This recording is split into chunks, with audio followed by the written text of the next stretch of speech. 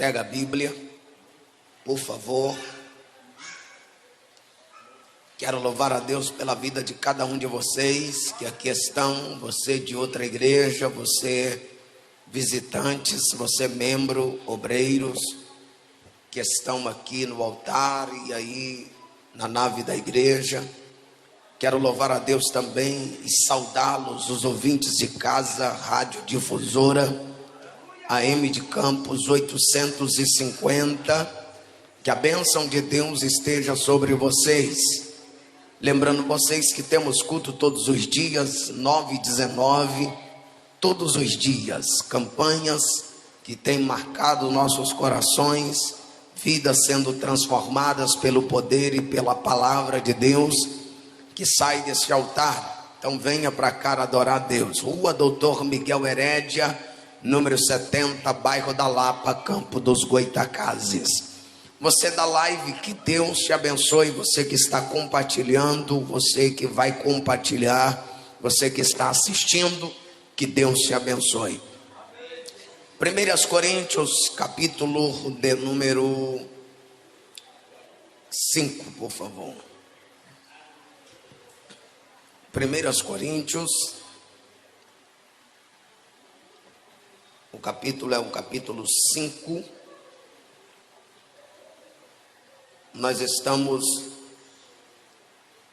na série sobre graça e hoje nós vamos falar de um assunto poderoso que às vezes tem faltado nos nossos púlpitos. 1 Coríntios, capítulo 5, localize o verso 9 a seguir. Se pudermos ler, você diz amém. 1 Coríntios, capítulo 5, verso 9, diz assim: já por cartas vos escrevi que não vos comungueis com os fornicários. Com isso, absolutamente não me referia à comunicação de modo geral com os devassos desse mundo, ou com os avarentos, ou com os ladrões, ou com os idólatras, porque então vos seria necessário sair do mundo. Mas agora vos escrevo que não comungueis com aqueles que, dizendo ser irmão, for devasso ou avarento, ou idólatra, ou fornicador, ou beberrão, ou ladrão. Portanto, com esse tal nem sequer ceais. Porque qual razão eu teria para julgar os que estão de fora, se vos não julgar os que estão de dentro? Porque Deus julgará o que estão de fora. Tirai, pois, esses perversos do meio de vós. Amém? Diga comigo, 1, 2, 3, santidade e graça. Santidade e graça. Para fechar e você se assentar, santidade e graça. Se assenta, por favor. Queridos, eu preciso do máximo da sua atenção. Por favor. Há uma pergunta que se faz necessária para nós, de guia de introdução. Qual é a verdadeira definição de santidade segundo a Bíblia. Todos sabem e conhecem que Jesus, ele foi desprezado por muitos da sua época porque ele andava com pessoas que aos olhos da sociedade não eram bem vistas. Mas a verdade é que ele veio para aqueles que não conseguiam enxergar os seus pecados ou as suas próprias enfermidades ou suas próprias doenças. A verdade é que a santidade de Cristo, ela atrai os pecadores e repele os religiosos. A santidade de Cristo atrai os pecadores e repele os religiosos. Todo religioso, eles se sentem ameaçados com a santidade de Cristo.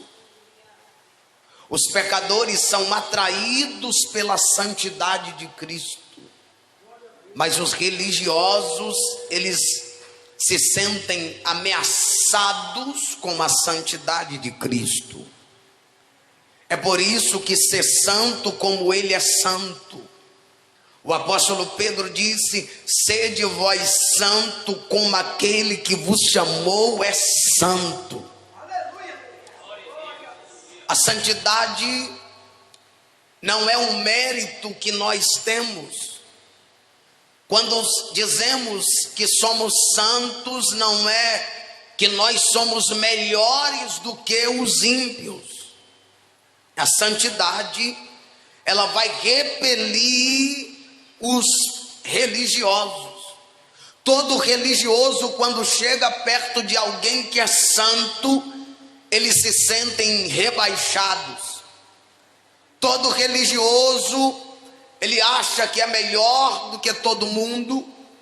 E quando Jesus aparece dizendo: eu sou santo, eu sou a luz do mundo, eu sou o sal da terra, os fariseus se sentiam ameaçados com a santidade. Primeiro que a santidade,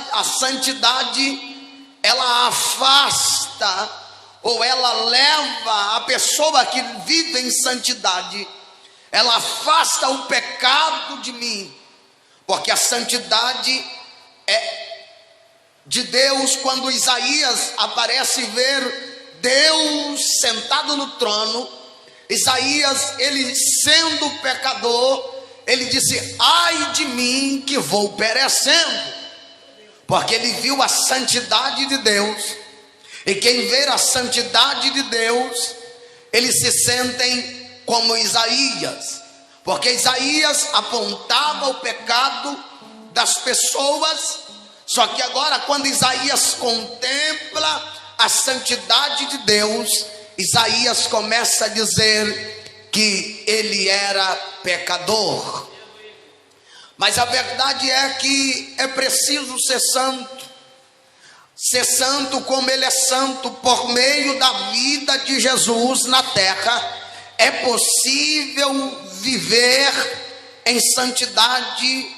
É preciso viver em santidade. Por quê? Porque se vivemos uma vida de santidade, nós vamos nos distanciar da soberba, do orgulho e da vanglória. É o que Paulo, ele pontua para nós no capítulo 5. Paulo está afirmando para a igreja de Corinto algumas verdades. O que Paulo está dizendo, não que era para os irmãos se afastar dos fornicadores de fora. Paulo não está dizendo você não pode ter intimidade, você não pode. Paulo não está dizendo que você não pode cumprimentar um fornicário de fora, um beberrão de fora, um ladrão de fora. O que Paulo está orientando a igreja de Corinto é que a igreja de Corinto deve ter cuidado com os mentirosos de dentro de casa, com os fornicários dentro de casa, com aqueles que se dizem ser irmãos, quando na verdade estão na prática do velho homem. O que Paulo está dizendo quando ele diz aos irmãos de Corintos que eis que as coisas velhas se passaram e tudo se fez novo. Paulo está dizendo, não tem como as coisas velhas do passado continuar na vida de uma pessoa que leva uma vida de santidade. Pastor Mateus, tem espaço aqui. Não tem como uma pessoa crente, uma pessoa serva de Deus, vivendo em santidade, ser orgulhosa. Não tem como uma pessoa serva de Deus, viver em orgulho, orgulhando do seu pecado, orgulhando da sua vida promíscua. O que Paulo está dizendo para nós, ele diz: mas agora vos escrevo que não comungueis, não tenhais paz, não tenhais comunhão com aqueles que dizem ser irmãos, mas são devassos, são profanos, são ímpios, são dúbios, têm uma vida de aparência, mas são fornicadores, são profanos, são avarentos. É o que Paulo vai dizer.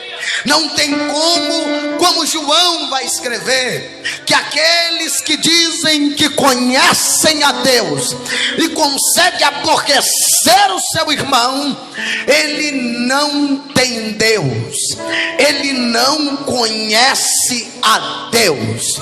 Mas ainda bem que eu prego para uma igreja que conhece a Deus, que teme a Deus, que anda, ninguém entendeu, mas eu estou dizendo, eu estou pregando para uma igreja que teme a Deus, eu estou pregando para uma igreja que vive em santidade, eu estou pregando para uma igreja que ela teme ao Senhor e ela não compactua com o pecado, com a profanação.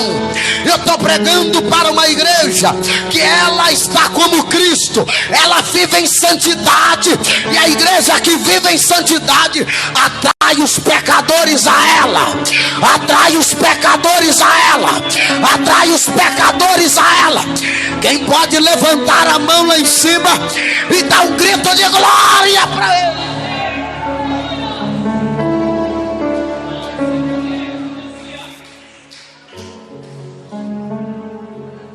Aquele que vê a santidade, ou aquele que vive em santidade, ele só distancia do orgulho. Quando as pessoas que dizem ser santas, mas são orgulhosas, são soberbos, são traidores, difamadores, são caluniadores.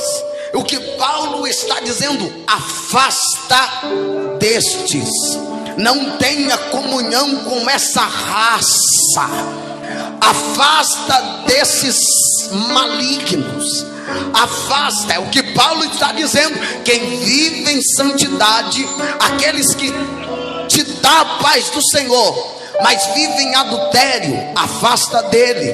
O que Paulo está dizendo, aqueles que se dizem, está no verso 11, aqueles que dizem ser irmãos, aleluia, mas é devasso, avarento, é idólatra, é difamador, ou é beberrão, ladrão,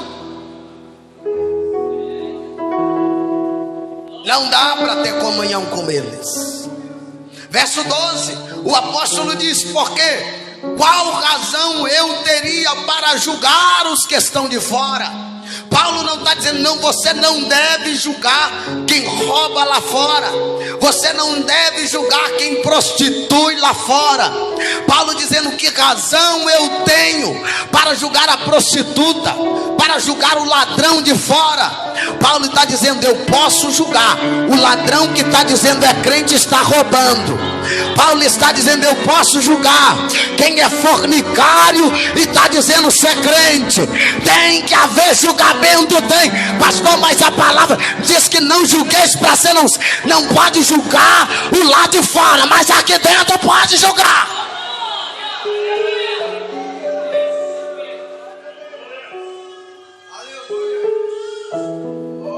Pastor, mas é a palavra de Mateus 7, vamos embora para a Bíblia. Não julgueis para que não seja julgado, porque da mesma medida que julga será. Mas agora, o julgamento aqui não é uma condenação. É você olhar para o fornicário e dizer, aqui dentro não pode fornicar. É você olhar para o fornicário, o mentiroso e o ladrão e dizer, aqui não pode roubar. Porque você não pode deixar que a velha criatura, o velho homem se manifesta, porque agora você tem que viver em santidade. Eu sei que não vai tirar glória a Deus, mas eu não sou mendigo de glória. Os fariseus e os escribas, eles eram religiosos, eram pecadores, como Zaqueu, como a mulher adúltera, mas eles não conseguiam perceber o seu próprio pecado.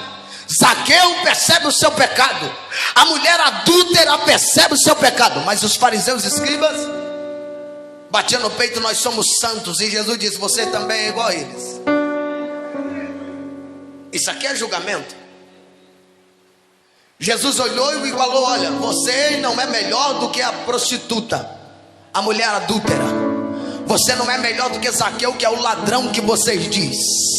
Vocês são igual a eles, vocês são pecadores. E se todos vós não arrepender de igual modo, perecereis. Tem muitos crentes que se acham ser melhor do que aqueles que vivem em pecado, e ninguém é melhor do que aqueles que vivem em pecado. Todos nós somos iguais, somos pecadores, mas a graça de Deus, o favor imerecido de Deus, é Ele que nos dá o direito de vencer o pecado pela graça. É a graça de Deus que nos alcançou há mais de 2000 anos atrás. Oh, glória a Deus. De homens corruptos e ímpios, nós fomos feitos filhos de Deus pela graça. É a graça de Deus que nos alcançou, e é por isso que cada um de nós estamos assentados nesta cadeira. Não é por mérito, não é porque merecemos, não é porque nós merecemos que nós somos santos. Nós somos santos por causa da graça. A graça nos alcançou, a graça nos justificou. É por isso nós estamos aqui nesta noite.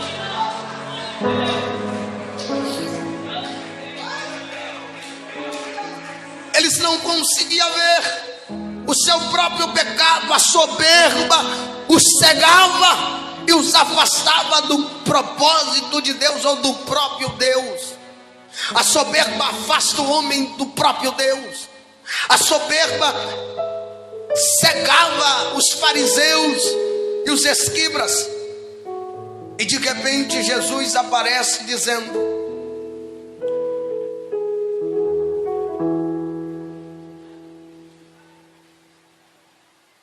errais por não examinar as Escrituras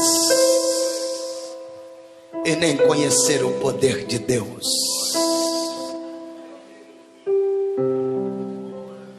A carta aos Coríntios, capítulo 5, do verso 9 ao 13. Paulo, ele é claro ao referir aos irmãos ao referir aos impuros, ele dá detalhes sobre os impuros. Ele fala não dos que estão no mundo, mas aqui Paulo está dizendo daqueles que se dizem ser cristão, entretanto eles continuam na prática do velho homem, na prática de pecado. Por isso eu fico tão preocupado com a igreja desses dias, porque tem muita gente vivendo ainda na prática do velho homem. Eles aceitaram a Jesus, colocaram um terno e uma gravata, colocaram uma roupa diferente, mas não foram transformadas pelo poder do evangelho.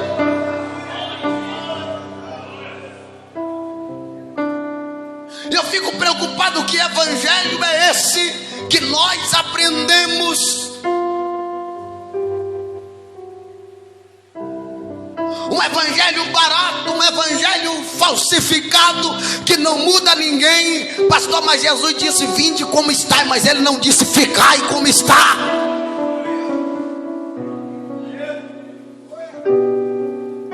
Eu não acredito no evangelho da hipergraça. Eu não acredito no evangelho da facilidade.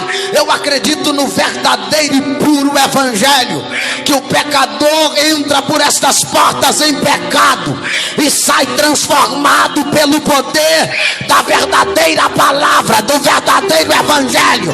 Eu acredito no evangelho verdadeiro, daquele que o crivo dele é estreito.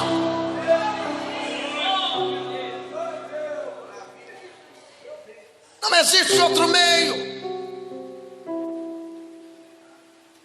É preciso viver em santidade.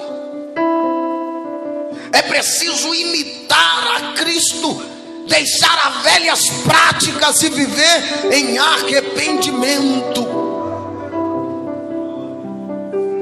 Nós precisamos de arrependimento, queridos. Nós precisamos viver em santidade. Dá uma catucada em alguém só para me ajudar, por favor, que ele está muito sério. Dá uma catucada e diga para ele: Deus está te chamando para viver em santidade. Não, se ele não entendeu, intensifica, mas balança ele, diz: Deus está te chamando para o arrependimento. Oh, aleluia. A definição de santidade é como influência, ou seja, não como vive afastando do pecado.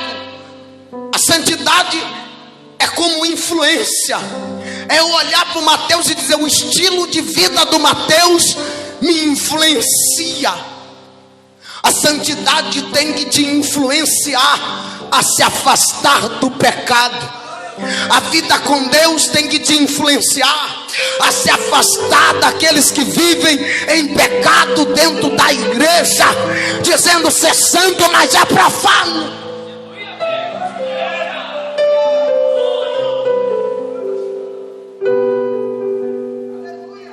Ou seja, as pessoas que só viram o quanto a sua vida estava sem sabor, quando o sal chamado Cristo se relacionou com elas. A vida do pecador sem Cristo é vida sem sabor. Oh, glória a Deus. Por isso Jesus disse: se o sal for insípido, para nada presta, não presta para salgar, a não ser para ser pisado pelos homens. A vida sem Cristo é a vida sem sabor, é vida sem tempero, é vida sem gosto, é vida sem sabor, é vida sem prazer. Mas agora, quando as pessoas encontraram com Cristo o sal, a vida delas passaram a ter sabor. Olha para você hoje, você só é feliz porque Cristo chegou na tua vida. Você só tem prazer na vida porque Cristo entrou nela.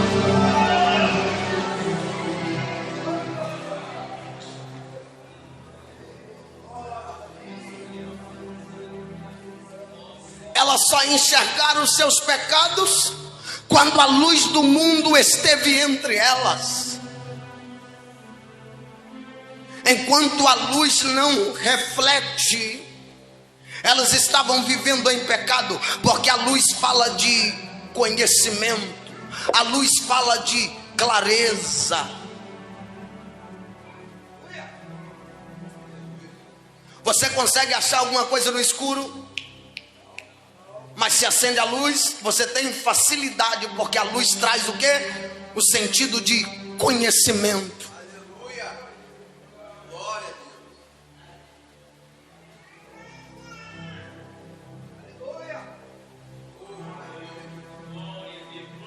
Elas só conheceram os seus pecados quando a luz do mundo esteve entre elas. Santidade não é o afastamento do pecado, é a influência sobre o pecado. Eu quero declarar nesta noite, hoje a santidade de Cristo vai te influenciar a vencer esse pecado. Oh, bendito seja o nome do Eterno. Alamandacanda lama chorabacalama xanda lamaia. Ora mandacanda lama chorabadagama xanda lamaia. Hoje você será influenciado a vencer esse pecado. Santidade é a influência sobre o poder do pecado. Seja influenciado pela santidade nesta noite.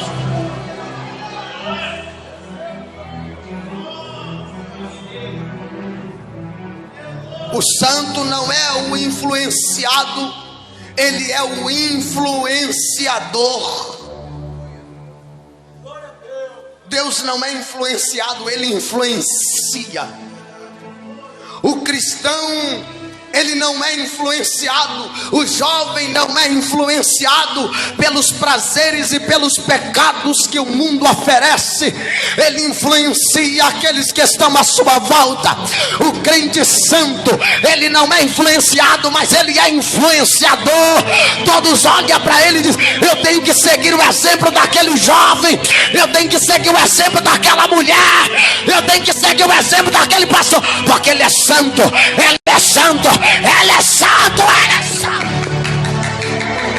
Só aqueles que são santos para levantar a mão e dar um grito de glória para o Eterno. Pelo menos 15 segundos, levanta a sua mão e glorifica Jesus.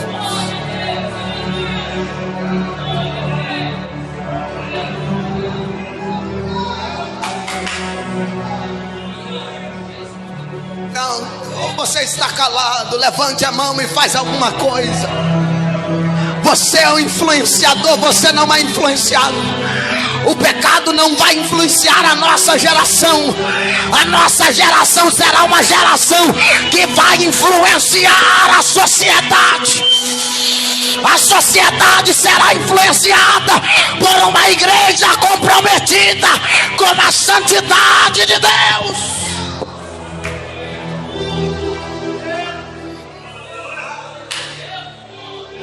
Aleluia. Oh, glória.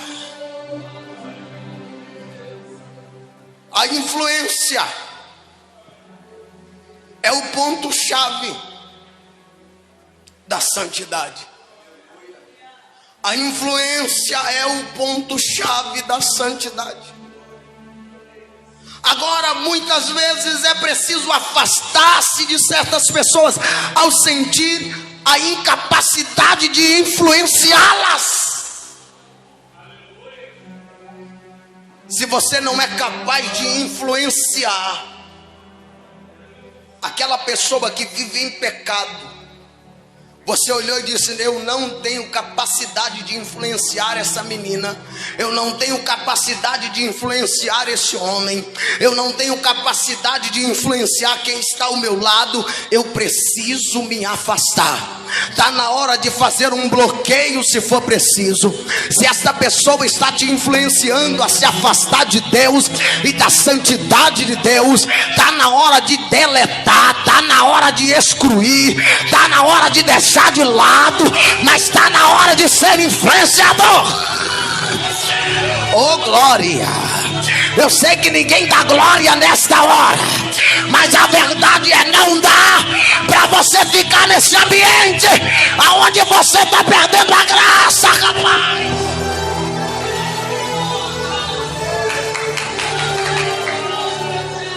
Levanta a mão, porque a presença de Deus vai tomar essa casa. Urabacalama chorabacalama xandalamaia. Urabacalama chorabacalama raia. Aonde tiver uma mão levantada, Jesus, começa a tocá-los agora. Começa a tocá-los agora. Começa a tocá-los agora pelo poder da palavra. Se Deus é vivo e a palavra dele na minha boca é a verdade, recebe a graça dele, seja constrangido pela santidade dele, recebe a glória dele agora.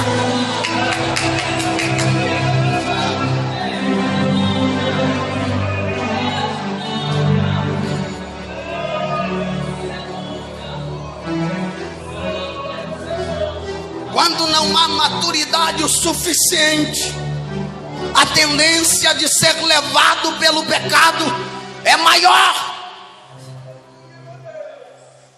Anda com quem não ora, tu não vai orar.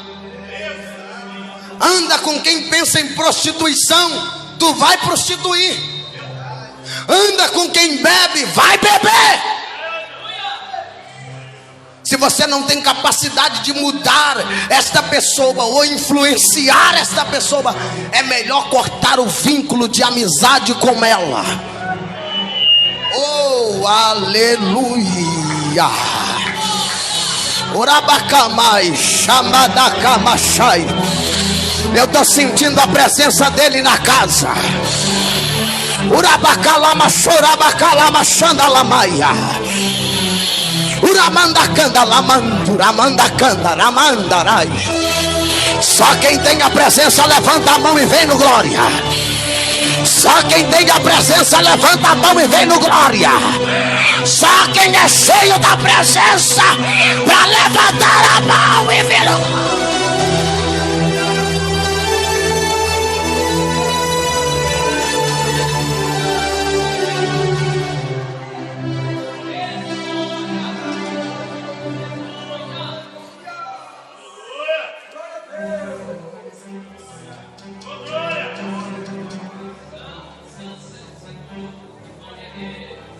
Porém,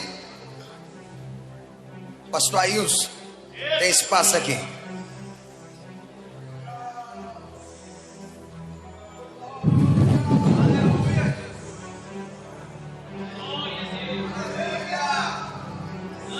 Quando você reconhece esse cenário, é um passo em direção à maturidade.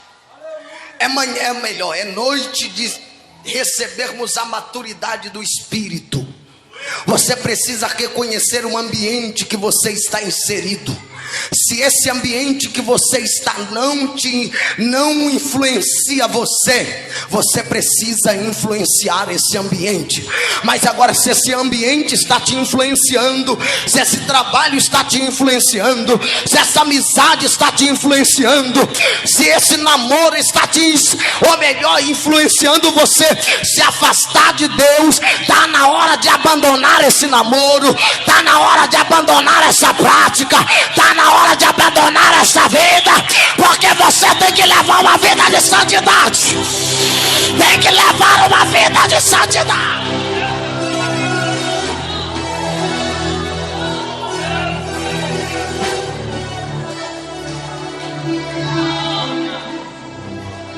Recebe maturidade espiritual hoje para entender e reconhecer.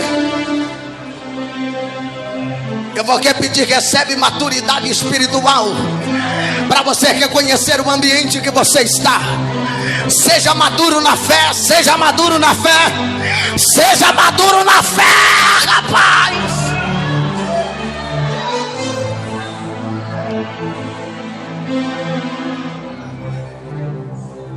Você está aí? Primeiro, a graça é o equilíbrio. Você já viu algum equilibrista andando em cima de uma corda A graça é esse equilíbrio que nós caminhamos sobre ela. A graça fala do amor, a misericórdia fala do favor de Deus, concedido a quem não merece. Eu vou dizer de novo. A graça fala do amor de Deus, a misericórdia fala do favor de Deus, concedido a quem não merece. Ela atribui a compaixão para quem? Aquele que olha sobre o próximo seja redimido.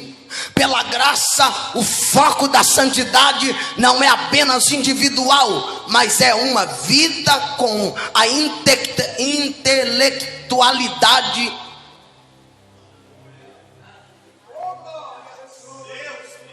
e de ajudar o outro ou o próximo a serem santos.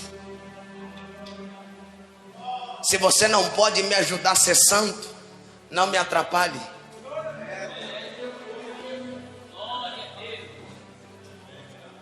Vou repetir. Se você não pode me ajudar a ser santo, não me atrapalhe.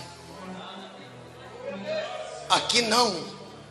Mas a gente estamos vivendo em um século tão corrompido.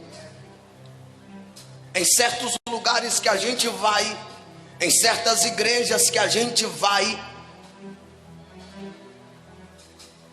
hoje o povo está cultuando o corpo. Não me fala que isso é santidade.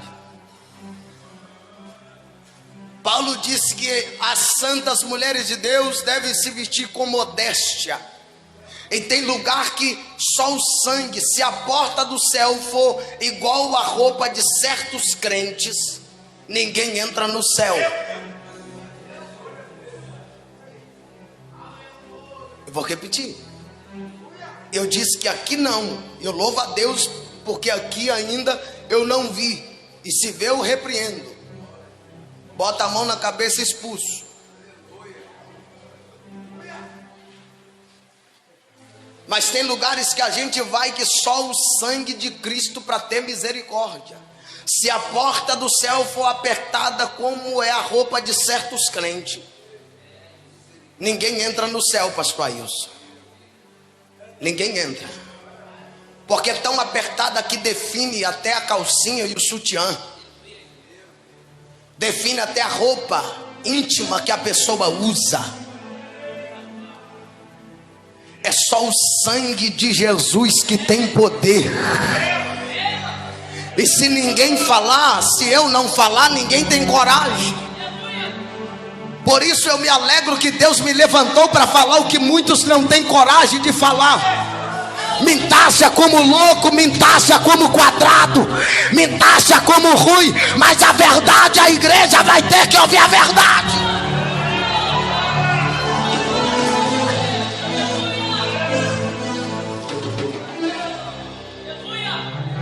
Nós temos que ser equilibrados.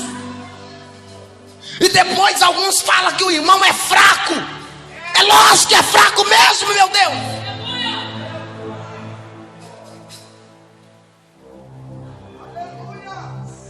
Jesus disse que aquele que fazer tropeçar um desses meus pequeninos, melhor que lhe será botar uma pedra de moinho no pescoço e lançar-se ao mar.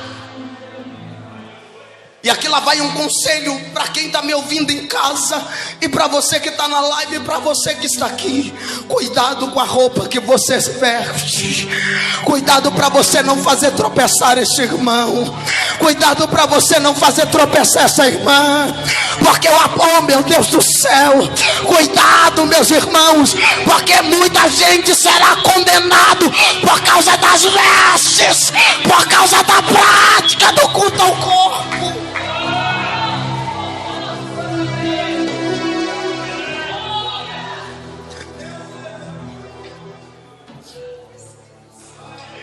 Hoje, só Jesus. Nós não podemos perder o foco da santidade. A santidade, o foco da santidade não é apenas individual, mas é uma vida com intencionalidade de ajudar os outros. Se você não pode me ajudar a ser santo, não me ajuda a ser profano, não. Se você não pode me ajudar a ser crente, não me ajuda a ser profano. Eu quero ser crente, eu quero ir para o céu, eu quero alcançar o céu, eu vou chegar no céu e eu vou morar no céu. Então, pelo amor de Deus,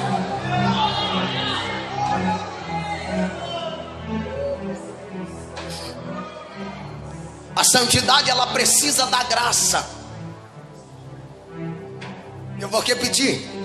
A santidade, ela precisa da graça. Assim como a graça precisa da santidade, a santidade precisa da graça. A santidade precisa da graça, porque as duas cooperam uma com a outra. É preciso ser verdadeiro e lutar pela verdade. Por isso Jesus olha e diz: conhecereis a verdade. E eu falei, foi terça-feira no nosso discipulado, eu falei para os meninos que a gente prega muito sobre esse texto de João, quando Jesus diz: conhecereis a verdade, a verdade liberta. A verdade por si só não liberta. E aí já me olharam assustado. E eu vou provar.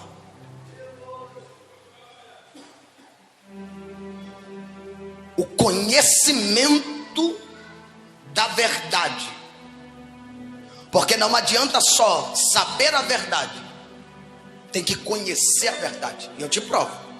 Oséias diz: o meu povo perece porque falta conhecimento. O que o povo está perecendo hoje não é por falta de verdade, que verdade tem.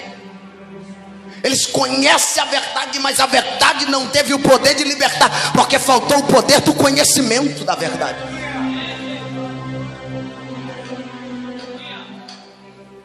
Não adianta eu conhecer que há graça e santidade, se eu não tiver o conhecimento. Paulo diz: crescei antes na graça, no conhecimento. Mas vamos voltar para cá. Deixa isso aí por outra hora.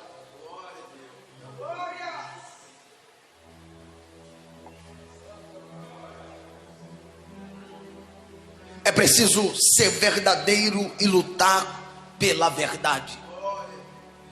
Lute pela verdade. Brigue pela verdade. Viva pela verdade. Com a graça para abençoar quem está perto.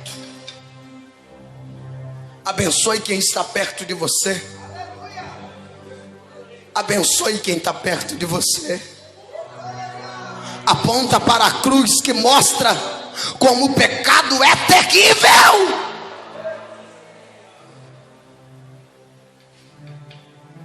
Mas quem está em Cristo há perdão. Por isso Paulo em Romanos 8 disse que, aleluia, eu acho lindo o que Paulo vai dizer.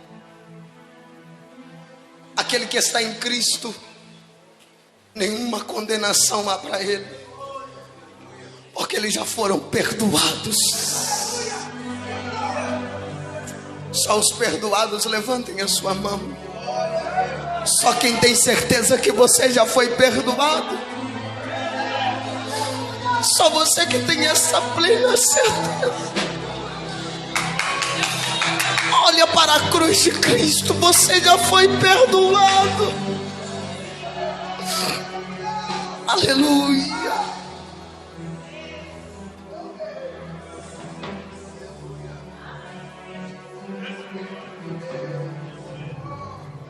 Não é ser duro demais ao ponto de afastar o pecador e colocar em um lugar de superioridade.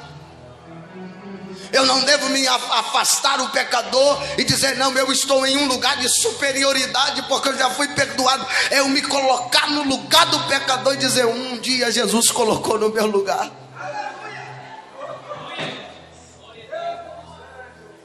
Demonstra graça para esta pessoa. Mostra a ela que a graça de Deus é suficiente. Eu vou repetir de novo. Mostra para ela que a graça de Deus é suficiente.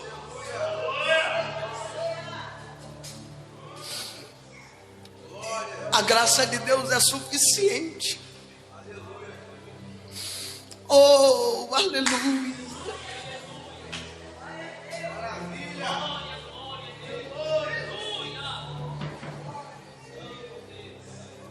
Para alcançar esse equilíbrio, a graça é o equilíbrio. Para alcançar o equilíbrio é indispensável reconhecer a necessidade pessoal da graça e do amor de Deus. Reconheça. Eu preciso reconhecer. Eu preciso ter esse equilíbrio. Eu não posso ser desequilibrado. Só assim que esse amor terá transmitido para os outros. Jesus disse para os seus discípulos que o mundo saberia que eles seriam seus discípulos quando eles passassem a amar uns aos outros. Aí então o mundo saberia que eles eram seus discípulos. Transmite o amor de Deus para essa pessoa pecador. Mostra para essa pessoa o amor de Deus. Ah, Espírito de Deus.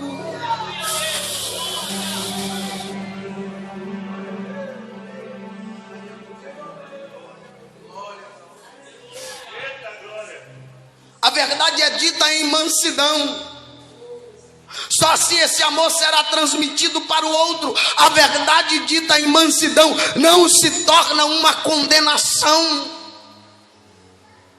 Por eu falar uma verdade, mas se eu falar com mansidão, eu não estou te condenando por falar a verdade.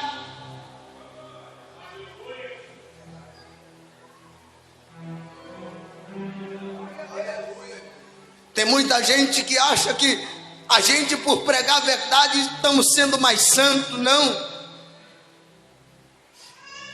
Falamos a verdade com mansidão para que você não caia em condenação. Assim é amor às pessoas. Eu devo falar a verdade para as pessoas porque eu amo as pessoas. Deus amou o mundo, entretanto ele proibiu a amizade com o mundo. Ele disse: não ameis o mundo, nem o que há no mundo. Deus amou o mundo, mas ele te proibiu de amar ele, de ter amizade com ele. Tiago escreve dizendo que aquele que se é amigo do mundo se torna o quê?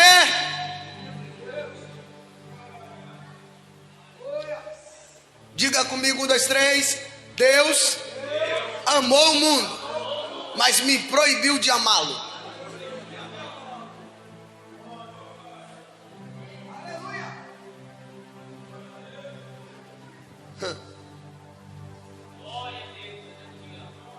Eu não posso amar o mundo.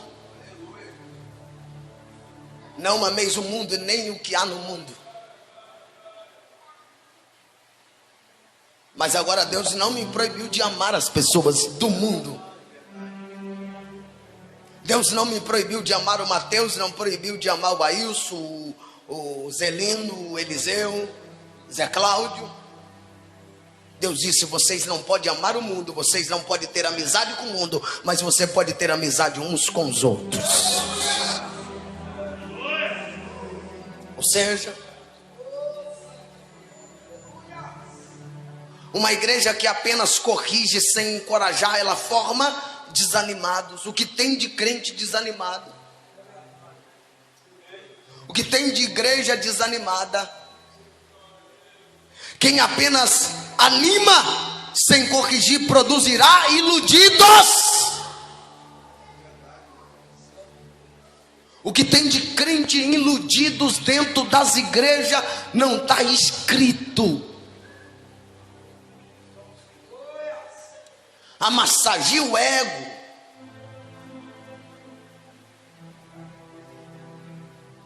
Deus é o centro de Jesus, você é o centro de Jesus.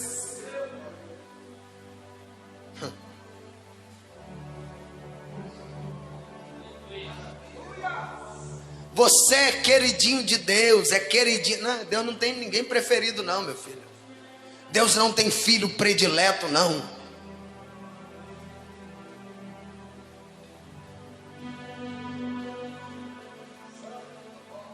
O equilíbrio entre animar e corrigir estabelece cristãos maduros. Irmão, amadurece, pelo amor de Deus. Uns crentes desequilibrados dentro das igrejas, que ninguém, se não deu a paz do Senhor, sai bicudo. Se não ganhou a oportunidade, fica bravo. Meu amigo, amadurece, pelo amor de Deus. Paulo disse: quando eu era menino, eu fazia coisa de menino. O que é que menino faz? Pirraça.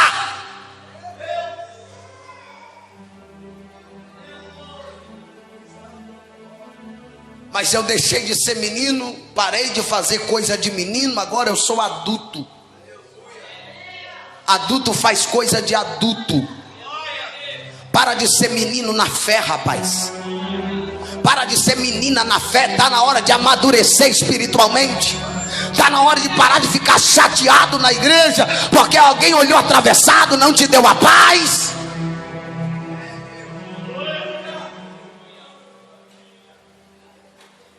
Tenha equilíbrio, equilíbrio, equilíbrio. A graça é o equilíbrio. A graça, ela te coloca no equilíbrio. Seja equilibrado pela graça.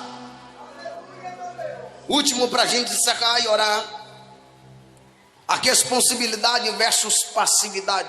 Ou seja, o equilíbrio é a marca da maturidade. Na pessoa de Cristo, ser cristão é ser chamado para viver uma vida de Cristo, ou viver a vida de Cristo. Paulo diz: sedes meus imitadores, como eu sou de Cristo. Em outras palavras, trocando miúdo, Paulo está dizendo: se vocês não conseguem imitar a Cristo, pelo menos tenta me imitar.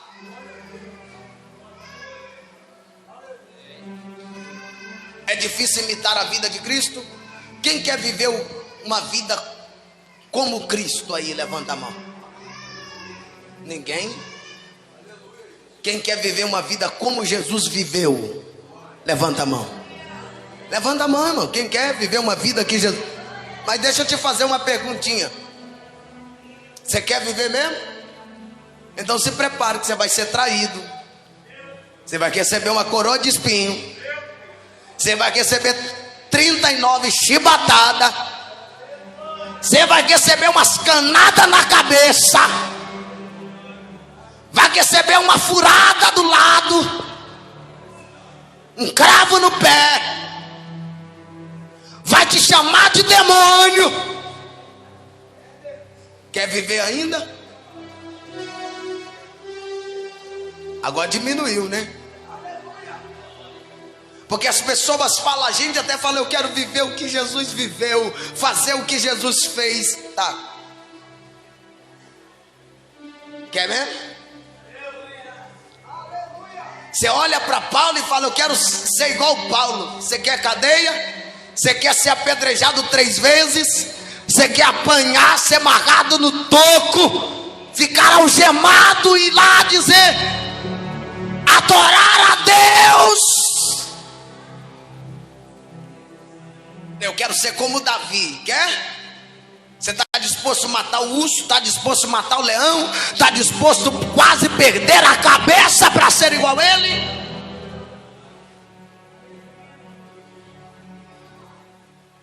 Hã?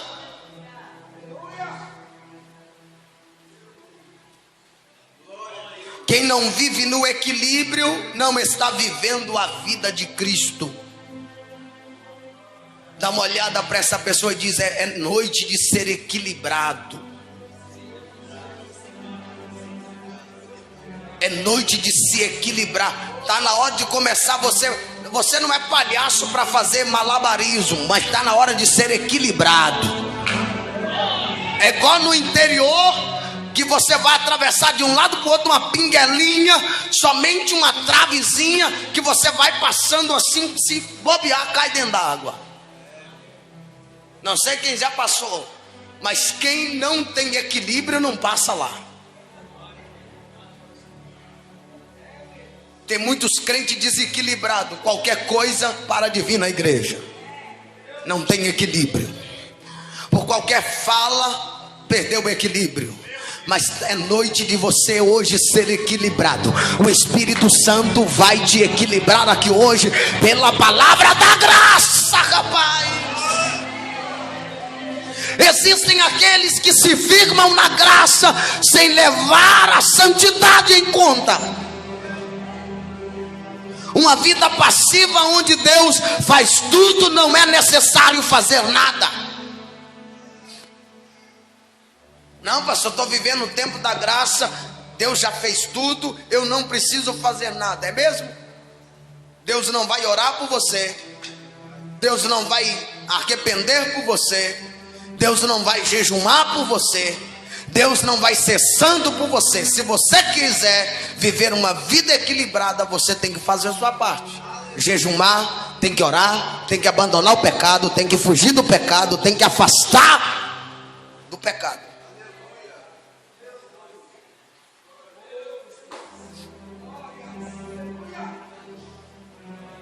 O cristão, ele sem ter as suas responsabilidades, ele deve ter as suas responsabilidades, como orar, jejumar e viver em santidade. Você deve orar. Quem não vive em santidade não ora. Quem não ora não jejuma.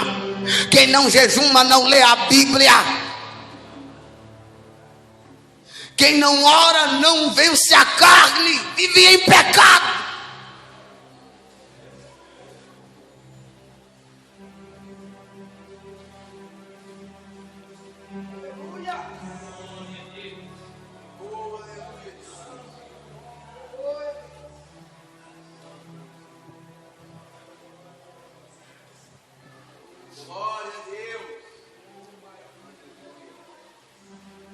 A nossa responsabilidade é orar, jejumar, levar uma vida de santidade, ser testemunha do Evangelho e muito mais. Não vou ficar citando aqui, mas você sabe a sua responsabilidade como cristão.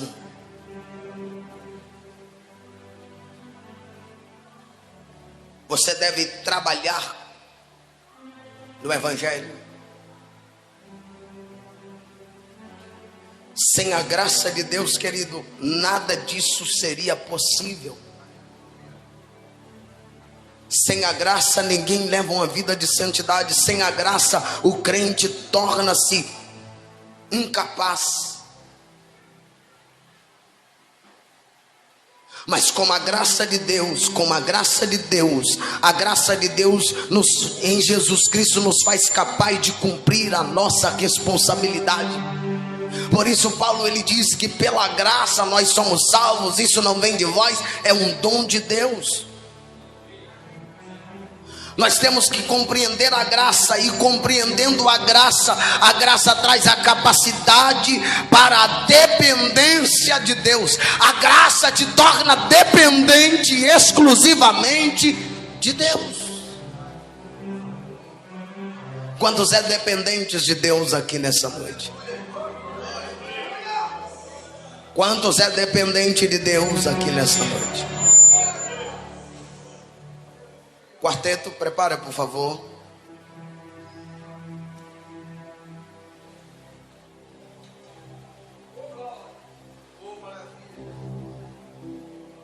A dependência é diferente da passividade, ou seja, é um motivador. Deus faz, mas é preciso postura. Deus cura, mas é preciso levantar e tocar em suas vestes. A graça, você tem que entender que a graça de Deus, ela não tira as nossas responsabilidades, ela anula o nosso mérito. Nós não temos mérito.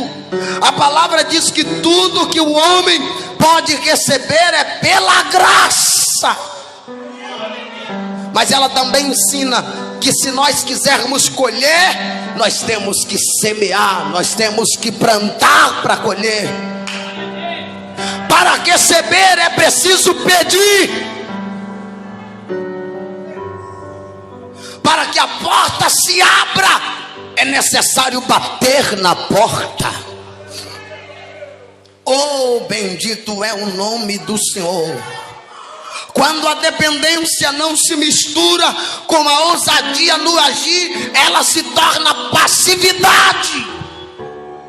Quando a ousadia não tem independência de Deus, ela é impulsiva, ela é orgulhosa, ela é carnal.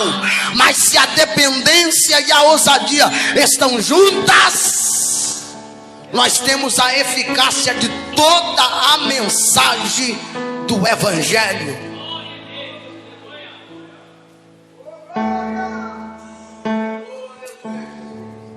Viva em graça e viva em santidade. Eu vou repetir: viva em graça, mas viva também em santidade. Viva em graça, mas também viva em santidade. Dependa da graça de Deus. Dependam da graça de Deus. Sejam dependentes da graça de Deus. Sejam dependentes da graça. Só quem recebe a palavra de Deus levanta a mão e dá um grito de glória a Deus. Vamos embora.